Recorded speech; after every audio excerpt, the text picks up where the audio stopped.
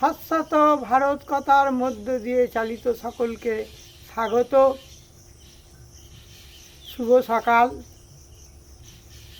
আমি শ্রীরামকৃষ্ণ সারদাশ্রম কাষ্টসাংরা দক্ষিণ পাড়া আমতা হাওড়া থেকে বলছি। খোসালপুর কাষ্টসাংরা দক্ষিণ পাড়া শ্রীরামকৃষ্ণ সারদাশ্রম থেকে স্বামী পরিবেশক স্বামী সত্যস্বরূপানন্দ বলছি। মনের কথা এই সময় শ্রীরামকৃষ্ণ কথামৃত পাঠ করে শোনাব। দ্বিতীয় ভাগের দ্বিতীয় পরিচ্ছেদ।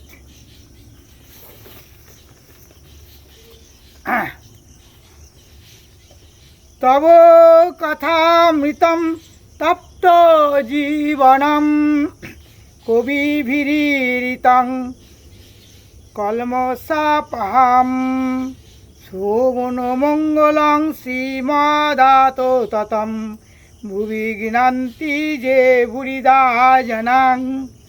ওং স্থাপকায় চ ধর্মস্য সর্বধর্ম স্বরূপিণে অবতার বরিষ্ঠায় রামকৃষ্ণায় নমো নমো। ওং নমো শ্রী ভগবতে রামকৃষ্ণায় নমো নমো। ওং নমো শ্রী ভগবতে রামকৃষ্ণায় নমো নমো।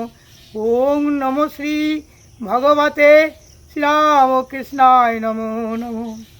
জননীং শরদাং দেবীং রামকৃষ্ণ জগদ্গুরুং পাদপদ্মে তে শ্রিতা প্রণমামি মুহুর্মুহু। শ্রীরামকৃষ্ণ কথামৃত দ্বিতীয় ভাগ দ্বিতীয় পরিচ্ছেদ। শ্রীরামকৃষ্ণ বলছেন ভক্তরা বসে আছেন। আমার একথা শুনে রোমাঞ্চ জাগে। ভক্ত বলছে, ব্রাহ্মণটি বললেন, আমার এখন তাড়াতাড়ি তোমার কাছে নামতে দেরি, এখন আসি। এই পথ দেখে রাখো, তুমি তারপর এসো। শ্রীরামকৃষ্ণ, আমার রোমাঞ্চ হচ্ছে, তুমি শীঘ্র মন্ত্র নাও। রাত 11টা হইয়াছে।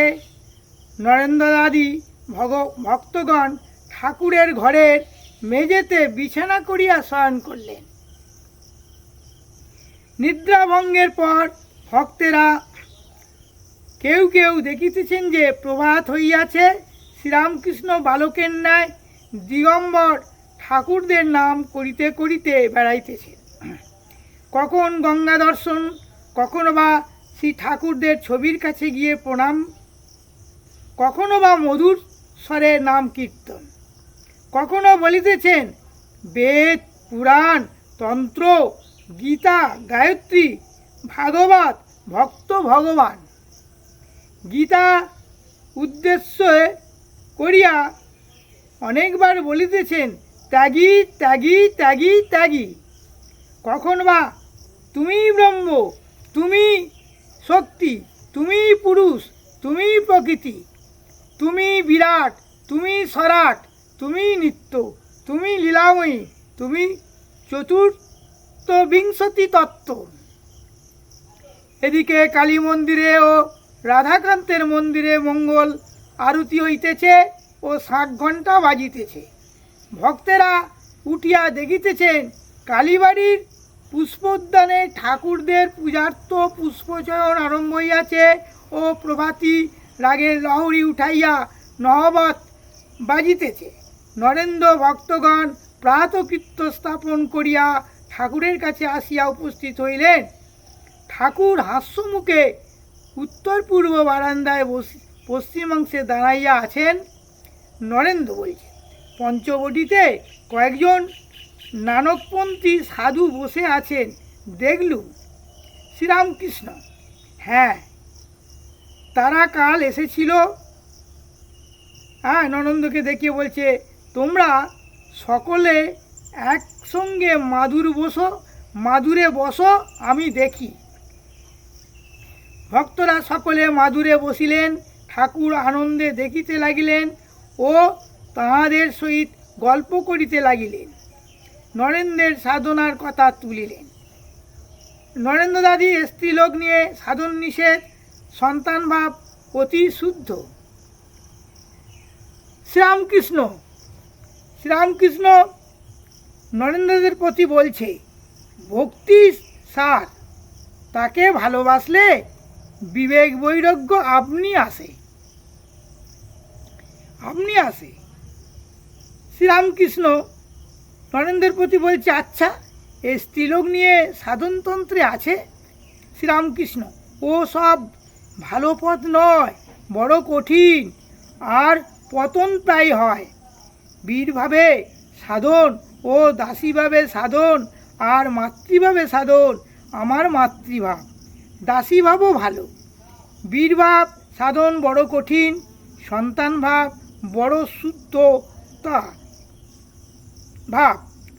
নারদপন্থী সাধুরা ঠাকুরের অভিবাদন করিয়া বলিলেন, হ্যাঁ, নমো নারায়ণ। ঠাকুর তাহাদের আসন গ্রহণ করতে বলিলেন। ঈশ্বরে সব সম্ভব। ঠাকুর বলিতেছেন, ঈশ্বরের পক্ষে কিছুই অসম্ভব নয়। তাঁর স্বরূপ কেউ মুখে বলতে পারে না। সকলের সম্ভব। দুজন যোগী ছিল, ঈশ্বরের সাধনা করে। নারদ ঋষি যাচ্ছিলেন, একজন পরিচয় পেয়ে বললেন, তুমি নারায়ণের কাছ থেকে আসছো? তিনি কি করছেন? নারদ বললেন, দেখে এলাম তিনি ছুঁচের ভিতর দিয়ে উট হাতি প্রবেশ করাচ্ছেন, আবার বার করছেন। একজন বললেন, তার আর আশ্চর্য কি, তার পক্ষে সবই সম্ভব। কিন্তু অপরটি বললে, তাও কি হতে পারে? তুমি কখনো সেখানে যাও নাই? বেলা প্রায় 9টা। ঠাকুর নিজের ঘরে বসিয়া আছেন। মনমোহন কোন্নগর হইতে সপরিবারে আসিয়াছেন। মনমোহন প্রণাম করিয়া বলিলেন, এদের কলকাতায় নিয়ে যাচ্ছি। ঠাকুর কুশল প্রশ্ন করিয়া বলিলেন, আজ 1 আগস্ট, কলকাতায় যাচ্ছ? কে জানে বাপু, এই বলি একটু হাসিয়া অন্য কথা কইতে লাগিলেন। নরেন্দ্রকে মগ্ন হইয়া ধ্যানের উপদেশ। নরেন্দ্র তাঁর বন্ধুরা স্নান করিয়া আসিলেন। ঠাকুর ব্যগ্র হইয়া নরেন্দ্রকে বলিলেন, যাও, বটতলায় ধ্যান করো গে, আসন দেব? নরেন্দ্র তাঁর কয়টি ব্রাহ্মবন্ধু পঞ্চবটি মূলে ধ্যান করিতেছেন। বেলা প্রায় 10:30। ঠাকুর শ্রীরামকৃষ্ণ কিয়ৎক্ষণ পরে সেইখানে উপস্থিত। মাস্টারও আসিয়াছেন। ঠাকুর কথা কইতেছেন। শ্রীরামকৃষ্ণ ব্রাহ্মভক্তদের প্রতি ধ্যান করবার সময় তাতে মগ্ন হতে হয়। উপরে ভাসলে কি জলের নিচে রত্ন পাওয়া যায়? এই বলিয়া ঠাকুর মধুর স্বরে গান গাইতে লাগিলেন। ডুব দে মন কালী বলে, ডুব দে মন কালী বলে, হৃদি রত্নাকর অগাধ জলে, ডুব দে মন কালী বলে। রত্নাকর নয় শূন্য কখন, 2-4 ডুবে ধর না পেলেন। তুমি দম সামর্থ্যে 1 ডুবে যাও, কুল কুণ্ডলিনীর কুলে, ডুব দে মন কালী বলে, ডুব দে মন কালী বলে, হৃদি রত্নাকর অগাধ জলে, ডুব দে মন কালী বলে।